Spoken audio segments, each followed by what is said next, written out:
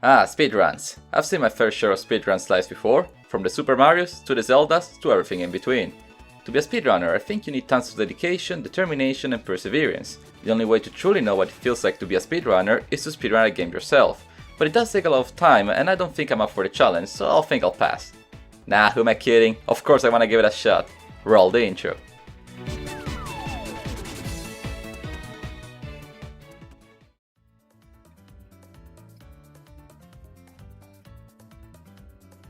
Last month I decided that it was my turn to give speedrunning a chance, so in December I did the unthinkable, an account on speedrun.com.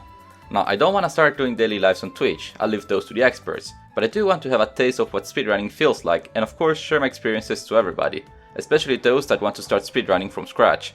So without further ado, get ready, set and go! The first step of my journey was of course to choose a game. Is it easy, right? Absolutely not. This was perhaps the hardest step to take. There are countless video game genres and countless more titles within them, so how on earth am I capable of picking the right game for me? I don't know much about speedrunning, but I do know that there are harder games to speedrun than others. I need to find a game that is beginner friendly, a game that is quick to complete and that does not have a ridiculous amount of perfect frame skips that would take me ages to master. After skimming through my sim library for far too long, I was about to give up on the idea that I would find that perfect game, when suddenly I found a hidden gem. A title that fits the beam quite sublimely, and that only has 32 entries on speedrun.com. This is the story of how I chose to speedrun Dr. Langeskov, the Tiger and the Terrible Cursed Emerald, a whirlwind heist. Now you may ask what on earth is Dr. Langeskov, the Tiger, and I'm not gonna read the full title every time. Dr. Langeskov is a free small game available on Steam, developed by indie studio Kraus, the same people who made the Stanley Parable. The game itself is quite brief. Even if you explore every room at its fullest to find all secrets, the game doesn't last more than an hour, and the speedrun times recorded go from 5 to 10 minutes. Luckily for me, Dr. Langeskov doesn't have many fancy mechanics to learn, just a regular WASD to move, click to interact and C to crouch. The game is linear and the player simply needs to follow the narrator's instructions from the beginning to end. Now while I'm gonna try to speedrun this game today, I do need to say that Dr. Langeskov's forte is its narration, so I highly recommend you to give this title a shot, and as I said earlier, it's free on Steam. It has been a while since I last played it, and one thing out of few I know about speedrunning is that you really need to know a game in and out, to have a precise roadmap of events and the order these occur in. To help myself, I've drawn a schematic of the adventure. The game starts in the waiting room, to then move to the publicity desk, to the backstage, to the lighting room, to the wildfire preparation, to the weather control, to the elevator, to the weather control again, to the high concept miscellaneous interactions, to finally reach the backstage once more, and thus the finishing line. For what I learned by looking at speedrunners is that there are two key optimizations that can be done in a run: reaction time and exploits, both having risks and rewards. Reaction time is self-explanatory: the faster you do a given action and the faster the action will happen. And this example would be the phone ringing in the publicity desk. The faster you answer the phone and the faster the narrator will deliver the next line of dialogue. The only way to optimize this is to make multiple runs. The second optimizations, the exploits, are another story. The different runs already present in speedrun.com have drastically different results. The reason for that is because there are exploits that can save quite a lot of time. The problem with exploits is that they are not easy to pull off, and a single misstep can ruin your complete run. And oh my, even if I knew this, I was not prepared for it. The reason why the 21st runner of Dr. Langeskov, Trash_Dog from Denmark, achieved a time of 9 minutes and 7 seconds, and the 20th runner, Kuna Demetrius from the US, achieved 5 minutes and 57, is because the latter performed what I call the welcoming skip. You see, every door in the game opens towards the player. Every door but one. The one that brings you to the high concept miscellaneous interactions. If you time your entry to this room perfectly, you can achieve this. But I'll talk you through it. It'll be fine. We'll be fine. Welcome to Miscellaneous Interactions. This is the Department of Control. Thank you so much. Pretty cool, huh? But do be careful, however. If you move too quickly and at the wrong angle, the pack doesn't work, and you're forced to restart your run seconds from the finishing line. Oh, and even when you make it to the other side, you can still fall from the floor and fail like you've seen the screen. So, well, good luck. I'm not gonna list all skips, but there's another one that drove me mad. This time at the very beginning of the game. When the game loads, there is a time frame where theoretically the game hasn't started, but you are able to move your character and interact with objects.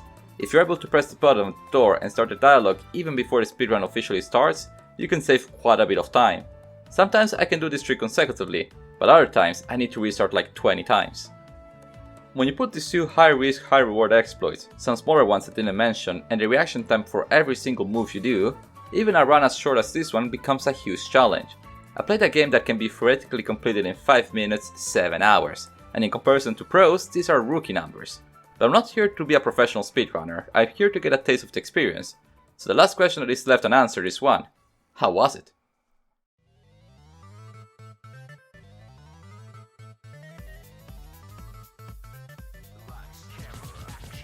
There is no limit on how many times a game can be run. There are speedrunners that play Super Mario Bros. For years, but I wanted to keep an organized schedule, take notes on my experience, reflect on them, etc.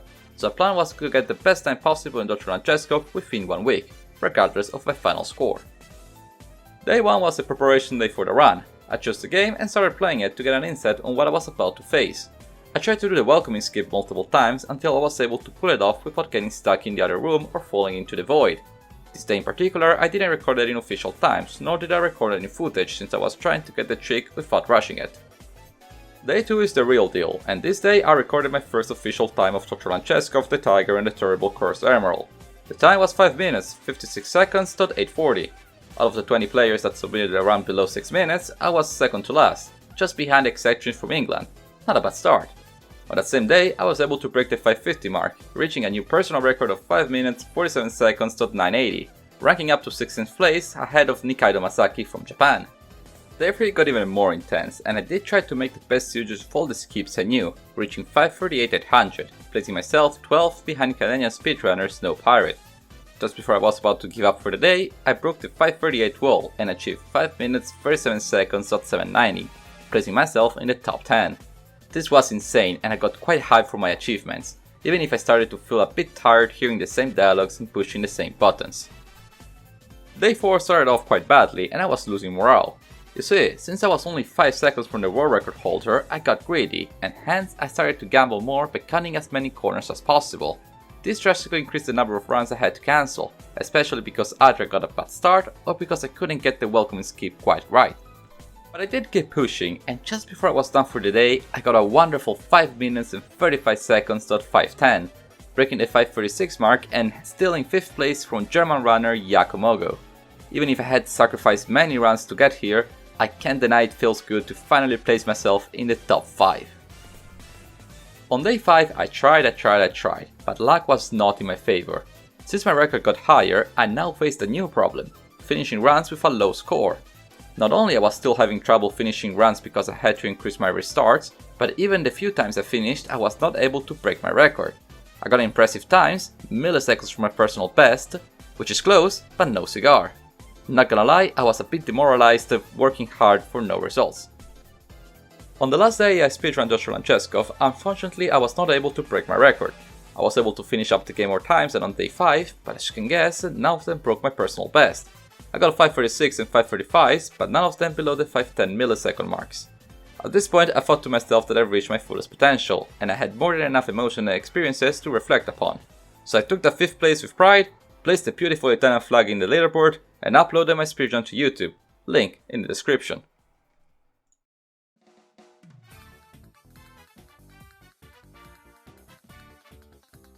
So what did I learn with this experience? Quite a lot actually. I've learned that speedrunning is not only about playing the same game over and over again, hoping something changes, but rather a test of strength and determination, that while it gives a lot of frustrating moments, it does give a lot of satisfaction when the personal record is broken, just like in other sports.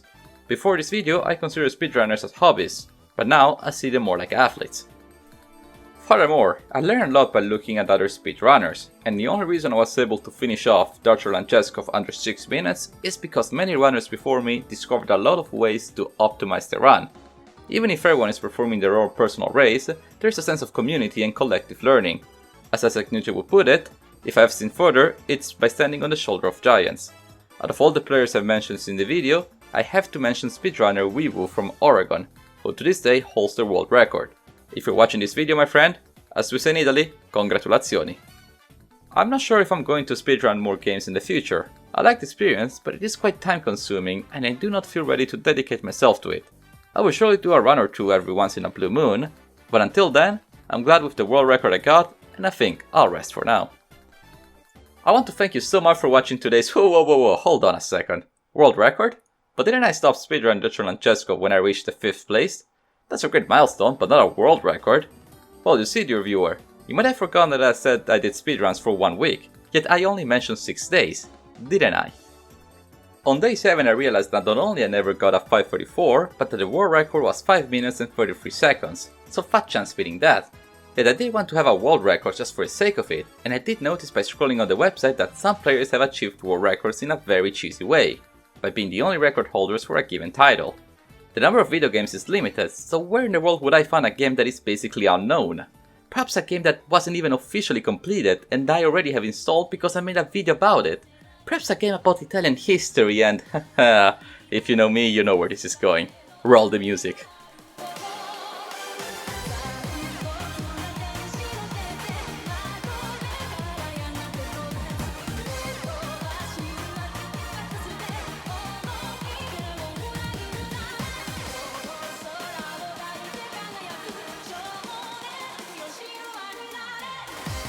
That's right, ladies and gents, I'm officially a world record holder for the infamous game only I, the developers, the former Italian president and 200 or so people who watched my previous video ever played. Gioventù Ribelle x6 La Breccia. Oh, you thought I forgot about you, nameless bersagliere? Think again. I officially beat XX La Breccia in 12 minutes and 59 seconds on 9:30 and submitted my run on the website. It is most likely far from the optimal time, but since it's the only time in the leaderboard, well, you know the rules, and so do I. If you, dear viewer, are able to beat my record and share the results, I will come to congratulate you personally in the comments. The link to download the game is in the description. Who will claim the title of the best speedrunner of XX La Breccia? Will it be me? Will it be you? Will it be one of my viewers? Will it be downlaod? Will it be Wii U? Who knows? But until then, I wish you a wonderful day. Arrivederci.